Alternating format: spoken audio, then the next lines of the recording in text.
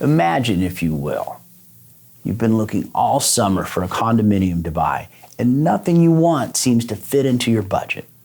But one night, while browsing the internet, you find what looks to be an absolute steal. You call your realtor to set up an appointment, and they tell you it's an own your own. What's an own your own? How is it any different from a condo? I'll explain.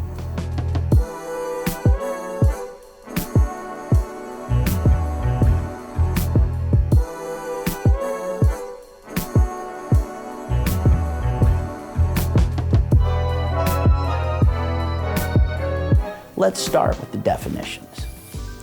A condo, short for condominium, is in a condominium project and defined as an estate in real property consisting of an undivided interest in a portion of real property coupled with a separate interest called a unit. Civil Code 4125.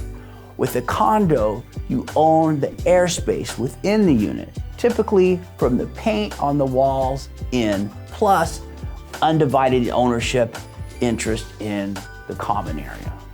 An OYO, short for own your own, is an individual unit in a community apartment project. With an own your own, you own an undivided fractional interest in the property, also known as a community apartment project, with the right to occupy a particular unit. And that's Civil Code Section 4105. So what does that mean?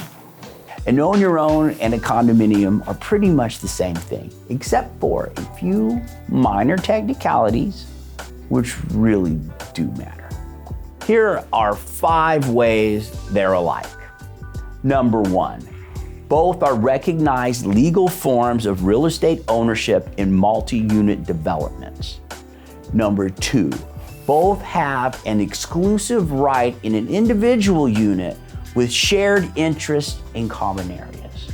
3, both have individual tax bills and their own assessor's parcel numbers, or APNs. Number 4, both can be financed and have title insurance available. And 5, both have CC&Rs and board of directors. So what's the difference? An own your own is a form of ownership that predates the development of condominiums, but came along after the boom of stock cooperatives, which is something we can talk about another time. Once condominiums caught on in the 1960s and 70s, they became the dominant form of ownership in multi-unit developments. It's not that a condominium is inherently a better form of ownership.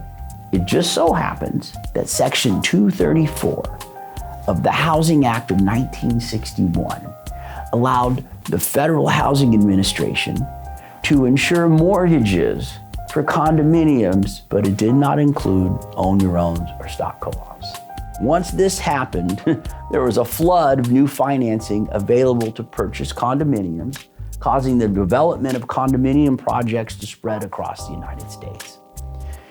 There was also no longer any reason for a developer to use community apartment project or an own your own form of ownership once the comparably easy to finance condominiums became the norm. Own your owns could still be financed. However, the lender uses what's called a portfolio loan, where the lender keeps the paper instead of bundling it up and selling it in the secondary market like Fannie Mae or Freddie Mac. Therefore, the rates are higher and the terms are less attractive. These days, it's hard to find a lender who even knows what an own your own is, much less are willing to lend on them. However, real estate brokers who work in markets where there's still some own your owns, like Long Beach, California, will generally know where to find a lender who makes own your own loans. But these types of lenders are limited. That's why most own your own buyers pay cash. Are there still any own your owns left, and what happened to them? Yes, you could still find some own your owns, but there are a lot less of them. We still have some in Long Beach, California.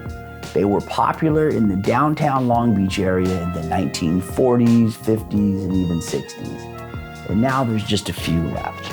Over the years, homeowners associations started converting own-your-owns and stock co-ops into condominiums. This was very popular in the 1990s. Savvy investors would buy own-your-owns, often for cash, then convince homeowners associations to convert the own-your-owns into condos. At the time, they would spend around $1,500 or $2,000 in legal fees per unit and see a 20% increase in value. Not a bad deal. So, should you buy and own your own or stay away? Well, it depends. You should not buy and own your own, or anything else for that matter, if you do not understand what it actually is. Hopefully now you have a better understanding of the concept of the community apartment project and an own your own, which is the first step in determining if an own your own is right for you. Why would someone buy an own your own? People generally would be attracted to an own your own because they like the price. Own your own sell at a significant discount to the exact same unit as a condominium. Buyers usually, but not always, pay cash and they rent them out, liking the superior monthly returns. Some buyers will go for an own your own because the current owner may do some sort of owner financing, making the deal attractive. Part of the appeal may be the potential conversion to a condominium in the future, which is a great value add. However, this requires the entire homeowners association to take action. There's legal and title work that needs to take place, which costs money. This can be complicated and there's no guarantee it will actually happen. And finally, how do you go about buying or selling and own your own? If you're considering buying or selling and own your own, I would strongly encourage you to use a real estate professional who has experience with own your owns. There are several good ones out there. Most agents with experience in this area have been in the business a while. Here at the Mike Dunfee Group, we've handled several own your own transactions and would be happy to be your resource. I'm not an attorney or a title officer. If you're seeking a legal opinion, you should consult an attorney with experience in the area of law which you are seeking advice. I hope you found this useful. Please feel free to like, share, and see you next time.